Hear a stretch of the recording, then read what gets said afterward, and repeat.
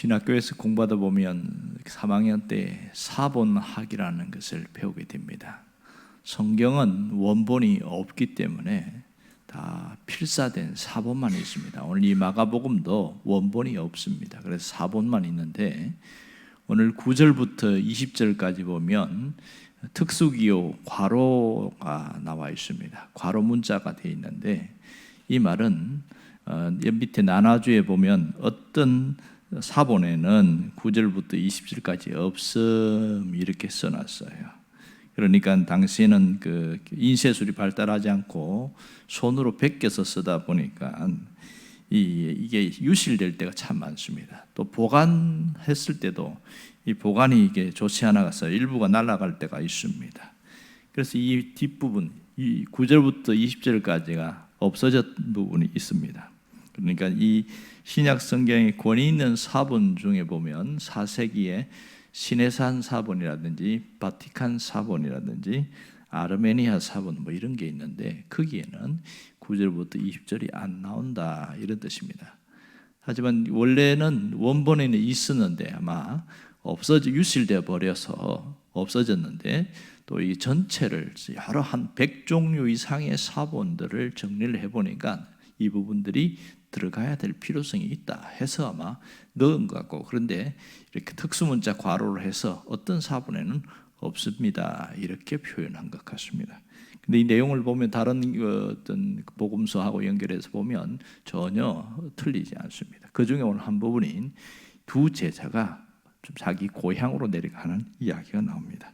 자, 여기 보면 두 제자 이야기에 대해서 자세하게 기록한 것이 누가복음 24장에 나옵니다. 오늘 여기 우리가 주목할 것은 뭐냐면 이 뒷부분에 있는 13절에 보면 그들이 믿지 아니하니라 이렇게 했습니다. 제자들이 믿지 아니하다. 자, 오늘 믿지 않는다. 이게 오늘 우리가 집중해서 주목해야 되는데요. 이 부분이 마가복음 16장에서 무려 3번이나 나오고 있습니다. 그 앞에 나오는 11절에도 보면 예수가 살아났다는 얘기를 마리아에게 보시다는 것을 듣고도 믿지 아니하니라 이랬고, 오늘 13절에도 그 두 사람들이 가서 남은 제자들에게 얘기했는데 역시 믿지 아니하니라 이렇게 말합니다. 그리고 그 다음 이어지는 14절에도 보면 예수님이 직접 나타나셔서 말씀하셨어요. 그런데도 그들이 왜 나타나셨냐면 믿지 아니했기 때문이다 이 얘기를 하고 있습니다. 오늘 지금 믿지 않았다. 누가 믿지 않은 겁니까? 12제자 중에 11명의 제자들이 안 믿었다 이 얘기겠죠. 자, 11명의 제자들은 것은 한 명은 스가랴 유다를 말합니다. 그는 이미 예루살렘 성 밖에 나가서 목매달아서 자결을 해버렸습니다. 자, 오늘 1절에서 8절까지 보면 세 여인에게 천사가 나타나서 예수님이 부활하셨다는 이야기를 증언합니다. 거기에는 막달라 마리아, 야고보의 어머니 마리아, 그 다음에 살로메, 이 세 사람이 예수님이 부활하셨다는 천사의 말을 갖고 전했어요. 제자들이 안 믿었습니다. 그 다음에 막달라 마리아에게 직접 나타나는 얘기를 합니다. 9절부터 이어지는 얘기 보면 11절에서 그래서 마리아가 가서 이야기해서 내가 예수님 만났어요. 그러니까 믿지 않았어요. 당시에 왜 안 믿는가 보니까 여자들의 증언은 법적 효력이 없다 이렇게 나와 있어요. 2000년 전에 문화적 배경이 보니까 여자들이 법적인 어떤 증언을 하게 될 때 그게 대해서는 전혀 신뢰성을 갖지 못한 일들이 있었습니다. 그것이 당시의 문화였어요. 그러다 보니까 이 여인들이 직접 만났다는 것에 대해서 믿지 않았다 이렇게 나옵니다. 문제는 다른 제자들, 여기에 오늘 나타난 12절부터 나타나는 제자들은 12제자가 아닌 또 다른 70명의 제자 중에 한 무리 있는 것 같습니다. 그 제자들이 예수님을 만나고 돌아와서 우리가 예수님 직접 만났습니다 이렇게도 믿지 않았다는 겁니다. 이제는 여자들의 증언은 당시 문화적 풍토에서 못 믿는다 하더라도 이 제자들의 얘기를 믿어야 될 건데 이게 안 믿었기에 답답한 거예요.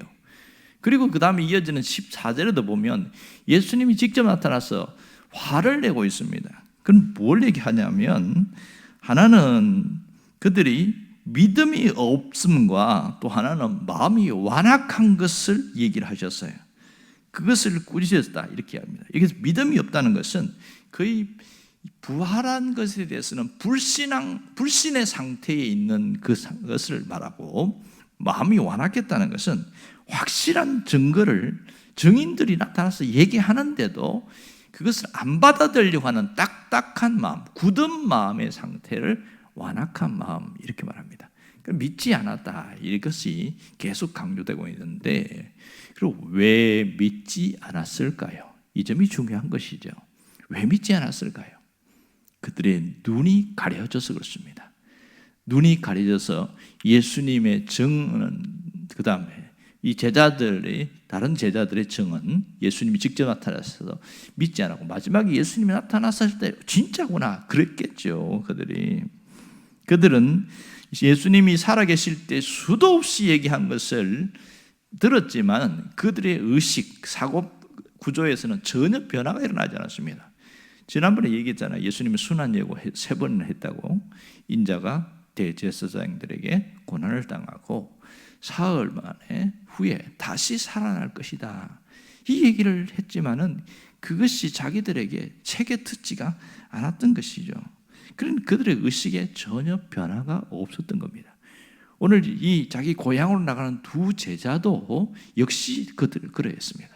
이 사도들과 똑같은 모습을 보인 것이죠. 실망해서 고향으로 돌아가고 있었습니다.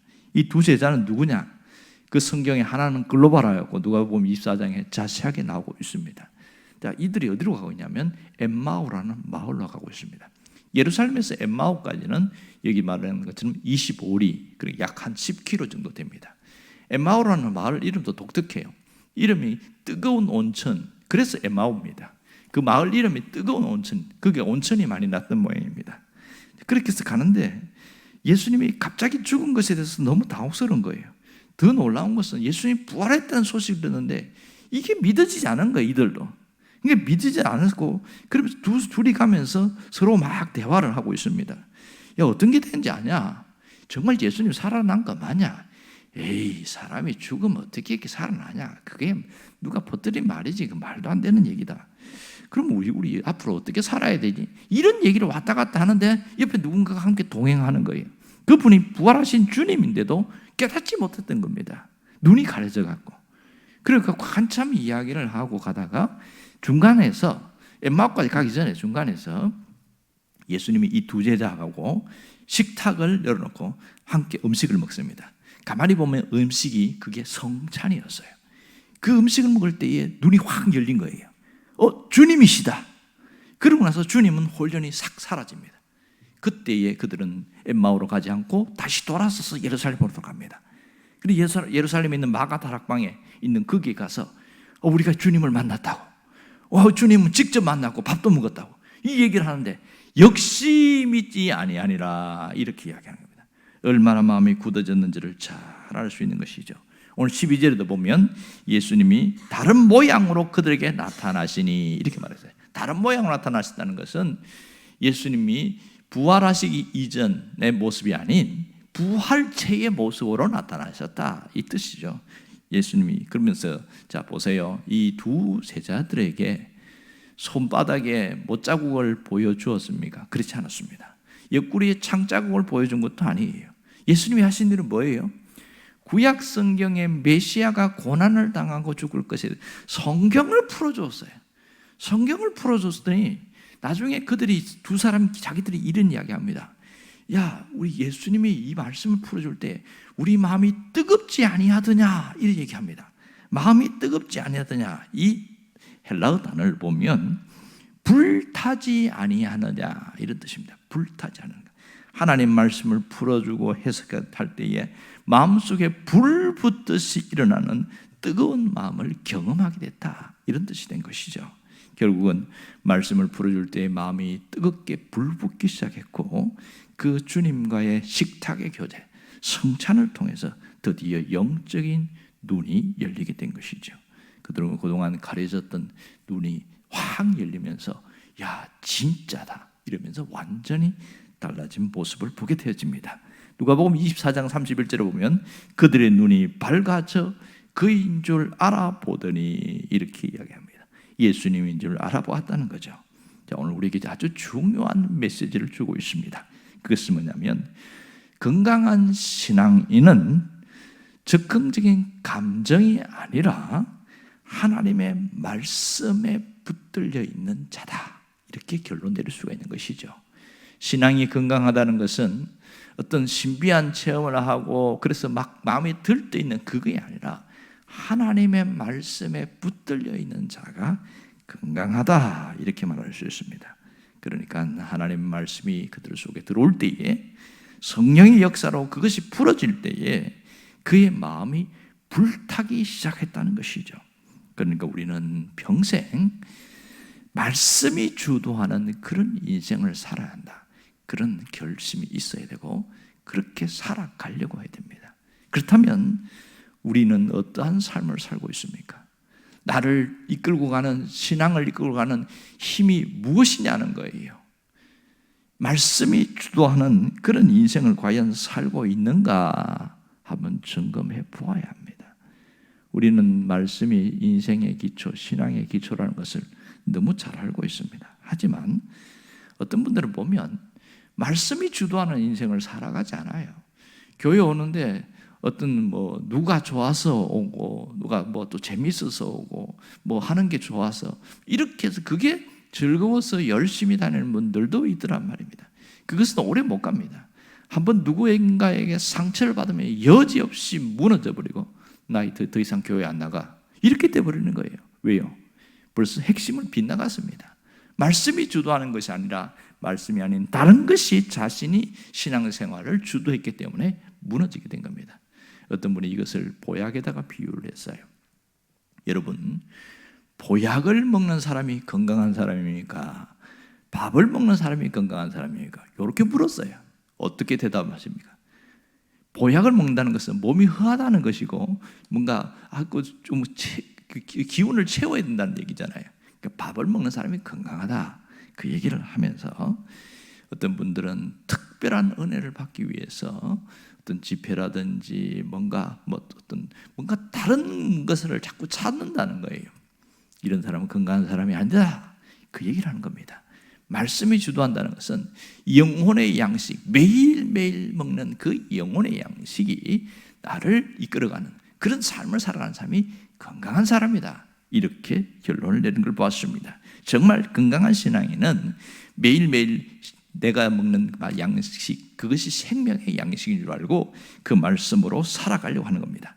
어쩌면 보면 밥이 우리를 건강하게 만드는 것처럼 매일매일의 영혼의 양식이 우리 영혼을 살찌게 하는 것이 맞습니다. 그럴 때에 그 말씀으로 살아갈 때 달라지는 게 뭐예요?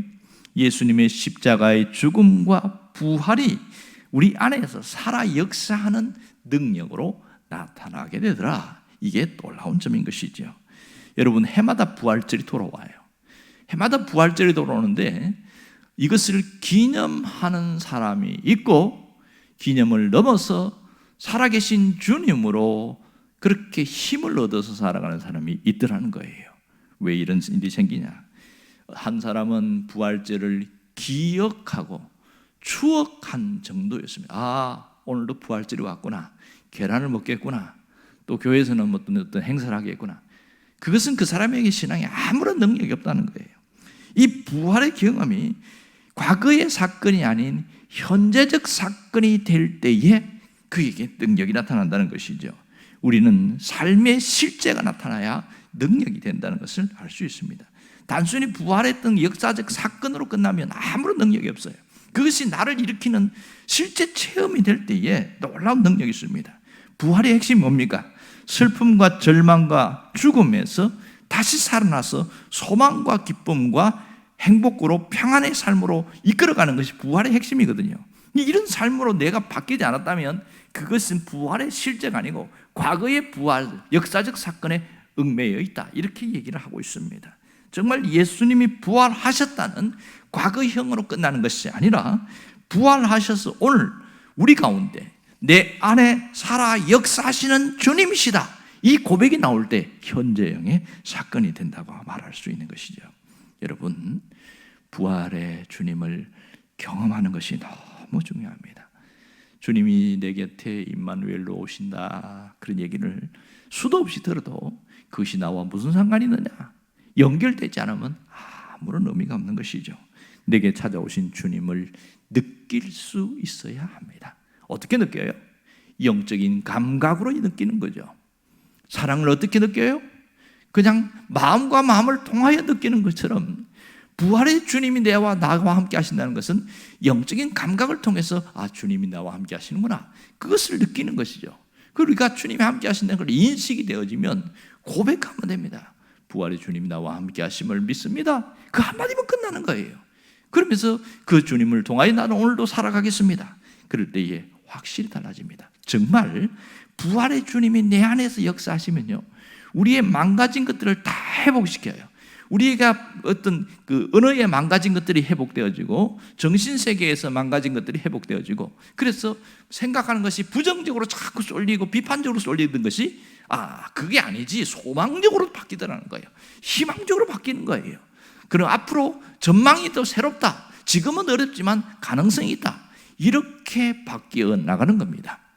놀라운 것은 바로 부활이 우리에게 나타나는 겁니다. 누가 그렇게 만듭니까? 부활하셨다는 것을 기억하는 사람이 아니라 부활의 주님을 붙들고 살아가는 사람에게 그런 놀라운 능력이 나타나는 것이죠. 여러분, 상실과 절망과 슬픔을 이길 수 있는 강력한 힘은 부활의 주님과 함께하는 것으로 나타나고 있습니다. 요새 제가 책을 읽으면서 딱 첫 표지에 그 안에 있는 서문에 이런 얘기가 있습니다. 인생의 완성은 아직 오지 않았다. 내 인생은 아직 완성되지 않았다. 그렇게 써놨어요. 그 표현이 굉장히 좋더라고요. 그래서 더 앞으로 지금 완성된 인생이 아니라 앞으로의 살아갈 일들이 더 좋은 일이 있다, 그 기대감에 대한 것을 갖고 쫙 써놨는데 그 말 문구가 참 마음에 들었습니다. 여러분, 부활의 주님으로 살아가는 사람은 오늘로 살지 않고 내일 주님이 역사하실 것을 기억하면서 현재를 살아갑니다. 자, 이런 것이죠. 똑같이 살아가면서 지금 돈이 없어요, 몸이 아파요, 환경이 나빠요, 자녀들에게 문제가 있어요, 문제투성이만 보이는 사람은 그것만 보기 때문에 끝없이 한숨과 답답함과 그 힘겨움을 하루하루 버텨야 되는 삶입니다. 그런데요, 주님이 해결하신 것을 바라보고 언젠가 가까운 미래에 주님이 해결하신 것을 아는 사람은 그 미래의 사건을 끌어당겨서 현재에 붙들고 살아갑니다.